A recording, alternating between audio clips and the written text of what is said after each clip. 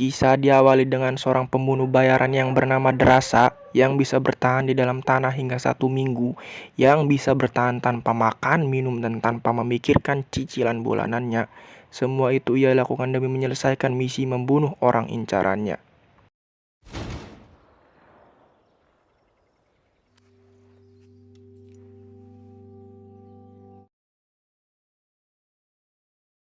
Sementara itu, kita berpaling kepada seorang pemuda yang bernama Levi. Levi adalah penembak jitu yang sedang menganggur dikarenakan belum ada panggilan, yang padahal lagi nyicil sempak kesukaannya ini. Tak berselang lama, Levi menerima SMS dari perusahaan swasta untuk datang ke pangkalan militer. Sesampainya ia di pangkalan militer, ia bertemu dengan Ibu Marta selaku pimpinan, yang langsung menawarkan pekerjaan kepada Levi. Tadi beritahu kerja apa di mana, gajinya berapa sih? Dikarenakan Levi yang sedang nganggur daripada ngejeglok di rumah terus, mau tidak mau harus menerimanya. Di sisi lain, Darsa yang sedang berziarah ke makam ibunya, bertepatan dengan ayahnya juga yang sedang di situ. Boro-boro ngedoain ataupun ngewirid gitu, ini mah malah minum bareng. Aduh. Sementara Ngablevi yang sudah duluan di pesawat yang menuju ke tempat pekerjaannya itu, boro-boro dikasih tahu gajinya berapa, kerjanya berapa jam, ini mah dipinta cap tangan atau persetujuan bila terjadi apa-apa yang tidak diinginkan. Singkat cerita, sampailah dia di sebuah tempat yang seperti bukit-bukit. Ia langsung menuju Sherlockan si Mbak Marta, melewati gunung, mendaki lembah, dan sampailah ia di tempat tujuan seperti jurang yang sangat dalam. Sesampainya ia di tempat, ia disambut oleh seorang tentara yang sudah setahun lebih dulu. Ia langsung diantar ke tempat kerjanya. Ia juga menjelaskan, di sini tidak usah memikirkan apapun, makan, minum, berak semua tersedia, kecuali dangdutan karena susah juga sih manggilnya.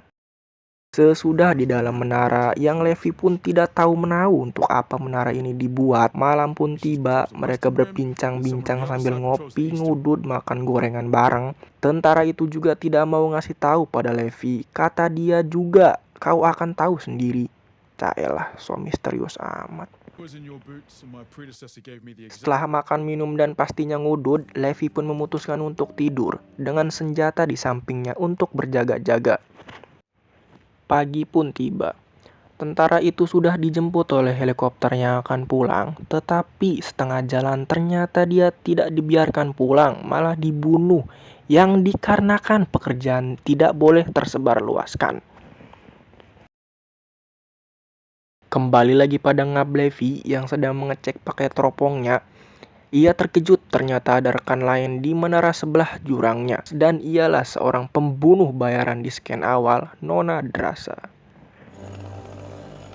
Malamnya mereka berkenalan, namanya siapa, tinggalnya di mana, WA-nya berapa sih, waduh. Tetapi di tengah perkenalannya muncullah monster dari dalam jurang yang bentuknya seperti akar. Mereka pun bekerja sama untuk melindungi menara rekannya. Untung saja mereka bisa menghalaunya. Pagi pun tiba, Levi yang sedang menyiapkan bom supaya pertahanannya lebih kuat. Malamnya mereka sepertinya sudah akrab, yang dari mana asal pemikirannya sampai main catur LDRan. Paginya pun Ngablevi yang sudah tidak tahan LDRan pun ingin sekali olahraga, pun memutuskan melakukan sebuah ide. Ia memanfaatkan Basoka untuk menyeberangkan tali ke menara depannya, yang ternyata ide itu berhasil. Sesampainya ia di sana, ia langsung bertemu dengan Neng Drasa yang saat itu sama-sama cengengesan. Malamnya mereka pun berdansa dengan ditutup oleh adegan 60+. Sesudah olahraga malam, maksudnya push up, sit up pun ditutup dodok bareng memandangi suasana. Paginya, Ngablevi pun yang harus balik ke menara seberang, yang di tengah-tengah perjalanan tiba-tiba... Ya, ada monster yang merangkak ke menara Levi, meledakkan bom yang dipasang Levi kemarin. Levi pun harus terjun ke dalam jurang. Disusul dengan Neng Drasa tidak rela kekasihnya jatuh ke jurang. Sesampainya di dalam jurang, Drasa yang jatuh pas di dalam sungai yang arusnya cukup deras, harus mati-matian menepi. Sedangkan Levi yang tergantung oleh parasutnya sendiri diserang monster penunggu jurang. Sesudah mengalahkan monster, Drasa pun menemukan Levi. Mereka berdua pun harus segera jalan ke tepi jurang. Tetapi mereka juga tidak akan mudah karena banyak sekali monster-monster yang menyerang. Yang mau tidak mau mereka harus masuk ke sebuah gereja. Mereka pun terheran-heran kenapa ada gereja di tempat seperti ini. Di tengah-tengah obrolan, mereka pun diserang.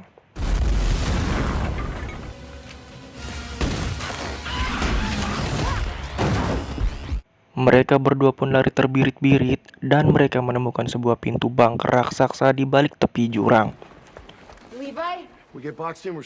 Di tengah penelusuran di dalamnya, mereka menemukan botol-botol.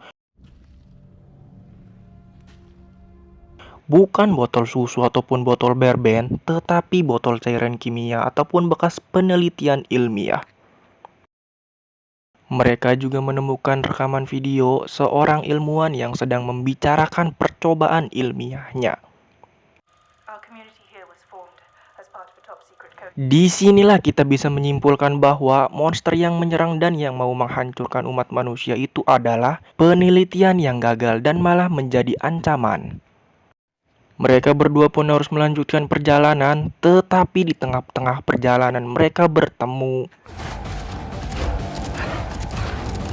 Wah, seorang monster berwajah manusia yang ternyata dia adalah ilmuwan yang kita lihat videonya tadi, dan gelut pun tak terhindari.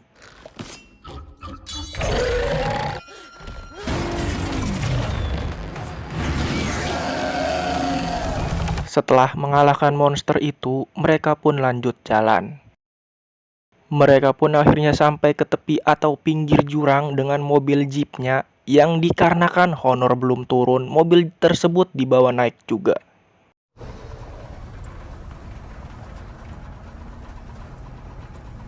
Mereka pun selalu diganggu oleh monster-monster akar tersebut yang dikarenakan kegigihan mencoba untuk naik ke atas. Akhirnya mereka sampai juga di atas bukit. Sesampainya di atas, mereka pun merayakan dengan minum-minum bersama dan selebihnya YTTA.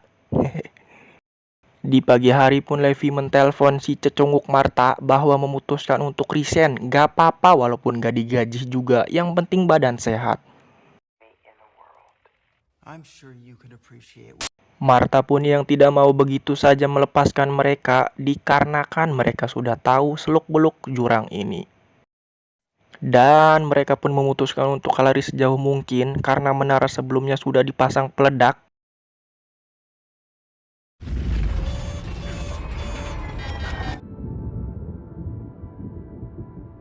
Yang akhirnya meledak yang belum sempat Martha menjauh. Di ujung film, Levi dan Darsa pun dipertemukan kembali dan akhirnya hidup bahagia di perumahan Cilengsi walaupun masih nyicil. Pesan yang kita petik dari film ini adalah jangan mudah percaya pada orang lain walaupun itu organisasi besar sekaligus dikarenakan kita tidak tahu apa yang mereka pikirkan. Adios Formosa El Contole.